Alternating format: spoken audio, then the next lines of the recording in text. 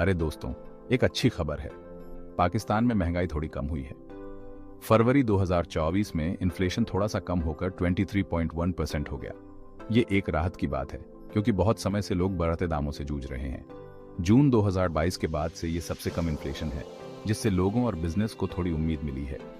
हालांकि ये अभी भी बहुत ज्यादा है, लेकिन इस कमी से लगता है कि सरकार की कोशिशें काम कर रही हैं।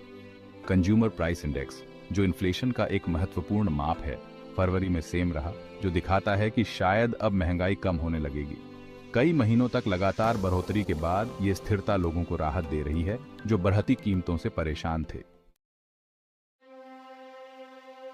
महंगाई की मार, हाल ही का इतिहास। इन्फ्लेशन में ये कमी ऐसे समय पर आई है जब दाम आसमान छू रहे थे और पाकिस्तान की अर्थव्यवस्था पर बहुत दबाव था। पिछले साल मई में देश में इन्फ्लेशन 38% तक पहुंच गया था, जो अब तक के सबसे ज्यादा आंकड़ों में से एक है। इससे आम आदमी पर बहुत असर पड़ा।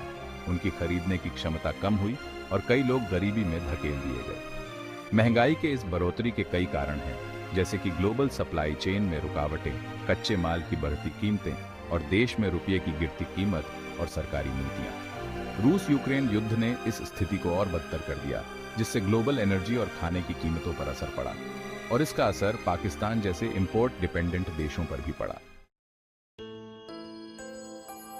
उलझन भरी स्थिति, सरकारी नीतियां और IMF का प्रभाव।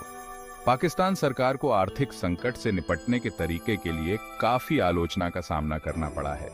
कई लोग सरकार की नीतियों को ही इन्फ्लेशन के लिए जिम्मेदार ठहराते हैं। टैक्स से जुड़े फैसले, जो अक्सर IMF लोन की शर्तों को पूरा करने के लिए लिए जाते हैं, काफी विवादास्पद रहे हैं, क्योंकि इनसे बिजनेस और आम लोगों दोनों के लिए लागत बढ़ी है।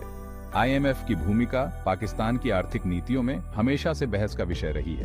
हालांकि इस अंतर्राष्ट्रीय संस्था से मिली वित्तीय मदद ने देश को बैलेंस ऑफ पेमेंट संकट से बचाया है, लेकिन इसकी सख्त शर्तों और बदलावों की मांग को इन्फ्लेशन बढ़ाने के लिए भी जिम्मेदार ठहराया जाता है। अनिश्चित भविष्य, अनुमान, उम्मीदें और आम पाकिस्तानी। फरवरी में थोड़ी कमी के बावजूद इन्फ्लेशन पाकिस्तान की अर्थव्यवस्था के लिए एक बड़ी चिंता बनी हुई है।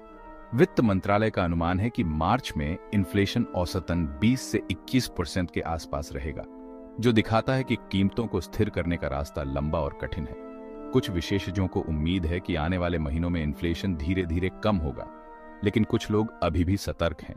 वो ग्लोबल कमोडिटी कीमतों में उतार चढ़ाव और देश की राजनीतिक अनिश्चितताओं जैसे संभावित खतरों का हवाला देते हैं। आम पाकिस्तानी के लिए लंबे समय तक महंगाई का असर बहुत ज्यादा है। जरूरी सामान और सेवाओं की बढ़ती कीमतों ने लोगों के जीवन स्तर को प्रभावित किया है। परिवारों को मुश्किल चुनाव करने पड़ रहे हैं। तनख्वाहें इन्फ्लेशन के साथ नहीं बियाच रही हैं, जिससे लोग जरूरत की चीजें खरीदने के लिए भी संघर्ष कर रहे हैं और गरीबी और बियाच रही है।